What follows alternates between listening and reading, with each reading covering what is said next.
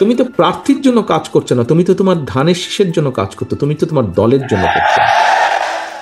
বিএনপির ভারপ্রাপ্ত চেয়ারম্যান তারেক রহমানের সাম্প্রতিক একটি বক্তব্যে তীব্র সমালোচনা করেছেন বৈষম্য বিরোধী ছাত্র আন্দোলনের অন্যতম সমন্বয়ক হাসনাত আব্দুল্লাহ।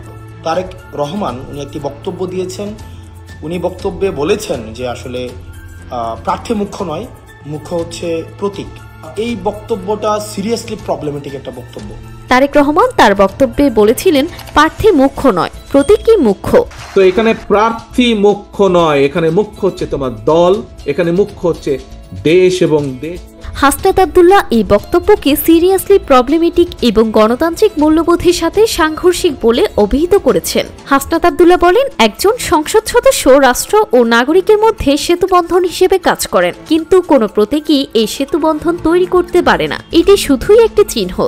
একজন এমপি নাগরিক এবং রাষ্ট্রের মাঝে সেতুবন্ধনের কাজ করে, প্রতীক কিন্তু নাগরিক এবং রাষ্ট্রের মধ্যে কোনো সেতুবন্ধনের কাজ করে না। তিনি প্রশ্ন তুলেন, প্রতীকের দোহাই দিয়ে যদি কোনো অযোগ্য, দুর্নীতিপরায়ণ বা জনসম্পৃক্ততাহীন ব্যক্তিকে মনোনয়ন দেওয়া হয়, তবে তিনি কিভাবে সংসদে জনগণের প্রকৃত প্রতিনিধিত্ব করবেন? হাসনাত আরও বলেন, জুলাই পরবর্তী সময়ে আমাদের লক্ষ্য হওয়া উচিত যোগ্য প্রার্থী নির্বাচন করা, যিনি রাষ্ট্র ও নাগরিকের আকাঙ্ক্ষাকে ধারণ করেন। তিনি সতর্ক করে বলেন, প্রতীককে মুখ্য করা হলে সংসদে কেবল দলের প্রক্সি বা অনুগত প্রতিনিধি তৈরি হবে, যারা জনগণের কথাটা বলে হাইকমান্ডের তোষামত করবে। হাসিনা আমলের উদাহরণ টেনে হাসনাত বলেন, অতীতে আমরা দেখেছি সবাই দলনেত্রীকে খুশি করতে ব্যস্ত ছিল, কেউ জনগণের কথা ভাবেনি। আবারও যদি হাইকমান্ডের একচেটিয়া আধিপত্য বজায় থাকে এবং প্রার্থীদের যোগ্যতা গৌণ হয়ে যায়, তবে স্থানীয় সমস্যা যেমন শিক্ষা, স্বাস্থ্য বা অবকাঠামোগত সংকট নিয়ে কথা বলার কেউ থাকবে না। কারণ দিন শেষে বিপদে পড়লে প্রতীক ফোন রিসিভ করবে না, ফোন রিসিভ করতে হবে নির্বাচিত প্রতিনিধিকেই।